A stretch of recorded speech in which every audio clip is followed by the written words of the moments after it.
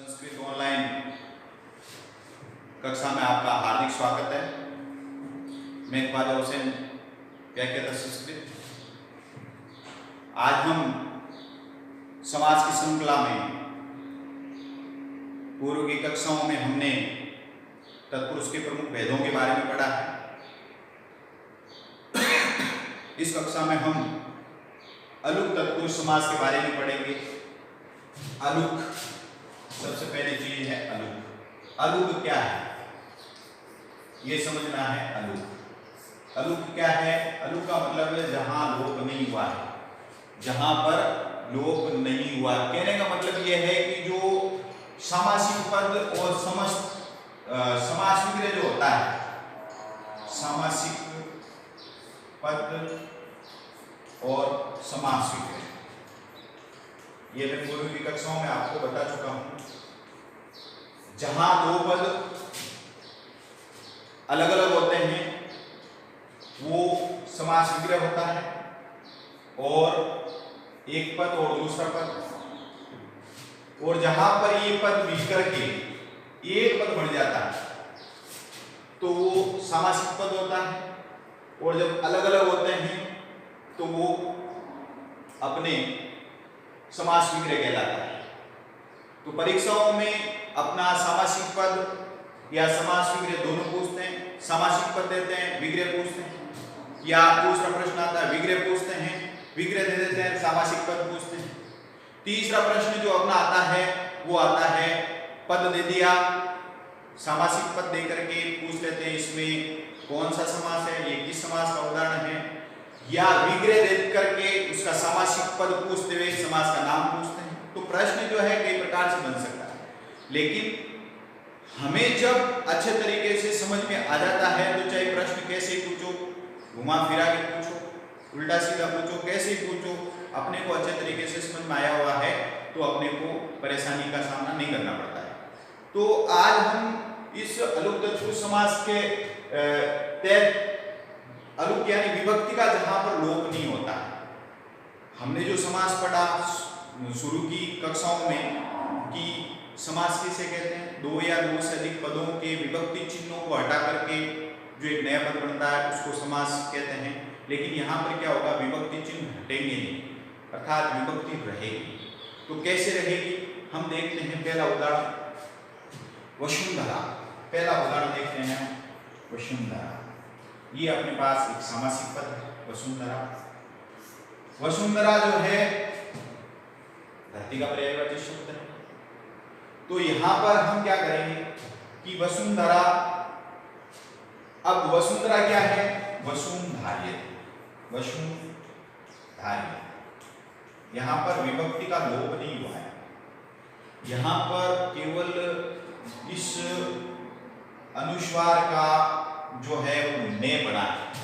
क्या बना है? अनुस्वार का ने बना है। कैसे बना है? संधि नियमों के तहत बना है। संधि नियमों को जानने के लिए मेरे पूर्व के वीडियो बनाए हुए हैं, संधि के बारे में अच्छे तरीके से वहां समझाया हुआ है, वहां आप इनके अच्छे तरीके से देख सकते हैं किस प्रकार से ये जो है ने किस प्रकार से अनुस्वार से ये ने बनता है।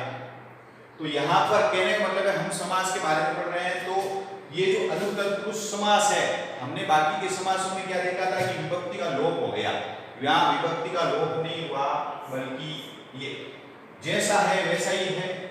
यानी इधर सामासिक पद है, ये समास विग्रह है। केवल हमने समास विग्रह में क्या किया है कि यहाँ पर जो है ये प्रथम पुरुष एकवचन लिखा है, बाकी विभक्ति का यहाँ पर लोप नहीं होगा। दूसरा उदाहरण देखते हैं मृत्युंजय। मृत्युंजय देखते हैं, मृत्युंजय, मृत्युंजय, मृत्यु को जो जीतता है, मृत्यु को जो जीतता है, तो मृत्युंजय, मृत्युंजय। यहां पर भी ये अपना संधि का उदाहरण है मृत्युंजय। कोई विभक्ति लोप नहीं हुआ, जैसा वहां लिखा हुआ वैसे लिखा हुआ। वनेचय, वनेचय, यहाँ पर विभक्ति का कोई लोप नहीं हुआ, वनेचय, वनेचय। यानी जहां पर विभक्ति का लोप नहीं, अलुक लोप नहीं होना। विश्वम्भरः, विश्वम्भरः, विश्व का जो भरण पोषण करता है उसको विश्वम्भरः कहते हैं। तो विश्वम्भरः क्या हो जाएगा? विश्वम्भरः, जो विश्व का भरण पोषण करता है उसको क्या कहते हैं? विश्वम्भरः है। विभक्ति लोप नहीं हुआ। स्तोकान्मुक्त है, स्तोकान्मुक्त है, स्तोकान्मुक्त है। पांचवी विभक्ति का उदाहरण है, वही लिख देंगे, स्तोकात् मुक्त है, स्तोकात् मुक्त है। यहाँ पांचवी विभक्ति आ गई, वही तय करने।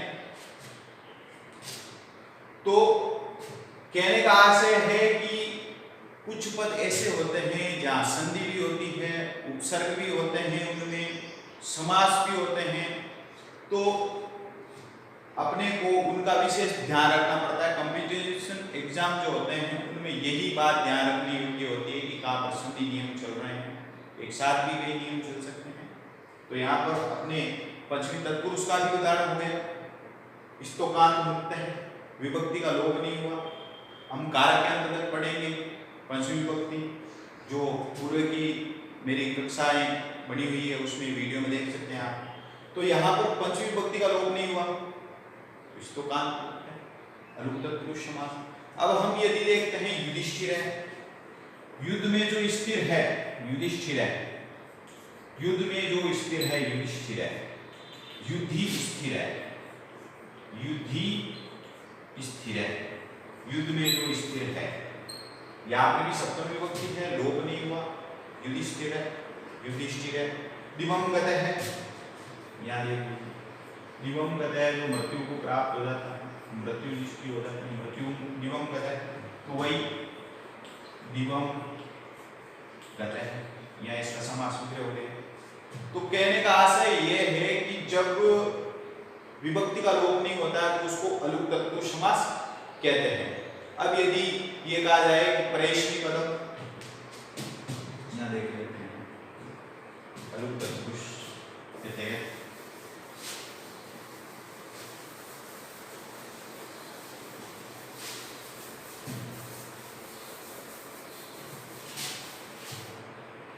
अलुक तत्पुरुष समास का ये भेद है। यदि हम उदाहरण देंगे प्रेषणी पदम, प्रेषणी पदम, ये एक सामासिक पद, विग्रह क्या होगा इसका? प्रेषणी, कोई फर्क नहीं पड़ेगा, विभक्ति का लोप नहीं होगा, तो यह प्रेषणी पदम। और एक शब्द है और आत्मनेपदम, आत्मनेपदम। यहां पर क्या देखिए, चतुर्थी विभक्ति थी लेकिन लोप नहीं हुआ, आत्मनेपदम। अब ये क्या है देखिए, ध्यान दीजिए, यहाँ पर जो प्रेषणी पद और आत्मनेपद है, अपनी जो धातुएं होती है, धातु जो होती है या क्रिया, जिसे हम सामान्य रूप से क्रिया कहते हैं, वह तीन प्रकार की होती है। एक होती है प्रेषणी पदम, एक होती है आत्मनेपदम, और तीसरी होती है उभय पदम, यानी इन दोनों का मिला जुला। अब जैसे यहाँ पर देखो, यहाँ ये प्रेषणी पदी है, प्रेषणी पदी में हम जो लट लकार पढ़ते हैं, पठति, पठते और पठन्ति, ये रूप आते हैं। ये अपने किस में आते हैं? तीते अंति, जिसके अंत में तीते अंति जिसके अंत में आता है वो आती है प्रेषणी पदी, प्रेषणी पदी धातु। और दूसरी आती है अपने सेवते, सेवेते और सेवन्ते। ये जो धातुएं हैं ये कहलाती हैं आत्मनेपदी। ये तो ही अपने प्रेषणी पदी, चतुर्थी विभक्ति, ये है आत्मनेपदी, आत्मनेपदी। तो यहां पर ये क्या, ते अते अंते जहां पर आता है वहां पर ये जो धातुएं हैं आत्मनेपदी हो जाती है। इनके बारे में हम अपने जैसे समास पूरे होते हैं आगे की कक्षाओं में हम इनके बारे में अध्ययन करेंगे। तो ये तीन प्रकार की, और जो उभयपदी होती है उनमें क्या होता है, उभयपदी धातु इन दोनों का मिला जुला रूप होता है, यानी ये भी धातु हो जाती है और ऐसा भी प्रकार अपने को देखने को मिल जाता है। तो ये तीन प्रकार की धातुएं हैं अपने वर्ब या हम इसको क्रिया कह सकते हैं। तो अलुक तत्पुरुष समास के तहत ये बात की कि जहां पर विभक्तियों का लोप नहीं हो उसको अलुक समास कहते हैं। अब जैसे अंत्यवासी, अंत्यवासी, यहां पर भी क्या है, विभक्ति का लोप नहीं होगा, अंत्यवासी। जैसा इधर है वैसे ही यहां हो जाएगा सरसीजम। सरसीजम कहते हैं कमल के फूल को, तो यहां पर भी सरसीजम, सरसी जायते सरसीजम, जो सरोवर में पैदा होता है उसको सरसीजम कहते हैं। अब यहां पर विभक्तियां लोप नहीं हुई। एक बार बता दूं कैसे विभक्तियां, जैसे मैं उदाहरण दूं, यहां पर मैंने एक सामासिक पद लिखा है राजपुरुष है, ये सामासिक पद है, इसका जो जिक्र करेंगे हम तो बनता है राज्य है, पुरुष है। तो यहां पर हमने क्या किया, यहां पर हमने यहां पर षष्ठी विभक्ति थी, कौन सी विभक्ति थी, षष्ठी विभक्ति थी, और यहां पर अपने प्रथम विभक्ति थी। जब हमने इनका सामासिक पद बनाया, सामासिक पद बनाया तो हमने क्या किया, एक शब्द बना दिया राजपुरुष है। तो ये क्या हो गया, हमारी जो परिभाषा है समास की वो ये है कि दो या दो से अधिक पदों के विभक्ति चिन्हों को हटा करके एक नया पद बनता है, वो समास कहलाता है। लेकिन ये अलुक तत्पुरुष समास कहता है कि जो विभक्ति चिन्ह होते हैं वो हटते नहीं, अर्थात विभक्ति यहाँ देख लीजिए, प्रश्न पदे चतुर्थी विभक्ति है, युधिष्ठिर पदा हमने या मृत्युंजय पढ़ा, धनंजय पढ़ा, या हमने दिवंगते, वसुंधरा आदि शब्द जो पढ़े वो शब्द जो है वहां पर विभक्ति का लोप नहीं हुआ। अर्थात यहां जो ये है, जैसे षष्ठी विभक्ति थी, हमने वापस ये दूसरे पद में प्रथम विभक्ति एक नया पद बन करके प्रथम विभक्ति में एक पद बन गया, लेकिन यहाँ पर जैसा पहले था वैसा ही, इसलिए इसको अलुक तत्पुरुष समास कहते हैं। तो इस प्रकार से तत्पुरुष के प्रमुख भेदों में से हमने जो है द्वितीय तत्पुरुष, तृतीय, चतुर्थी तत्पुरुष, पंचमी तत्पुरुष, षष्ठी तत्पुरुष, सप्तमी तत्पुरुष, उनके साथ साथ प्रादि तत्पुरुष, समानाधिकरण तत्पुरुष जिसका दूसरा नाम है कर्मधारय तत्पुरुष आदि के विषय में हम पढ़ चुके हैं, और ये उपपद समास और अलुक तत्पुरुष समास उनके बारे में पढ़ चुके हैं। इस प्रकार से तत्पुरुष समास के भेद पूरे हुए। जो पूर्व के वीडियो हैं उन वीडियो में आप इनके भेदों को आराम से पढ़ सकते हैं, आसानी से समझ सकते हैं। और आगे के कक्षाओं में हम एक नए समास के साथ मिलेंगे, तब तक के लिए धन्यवाद।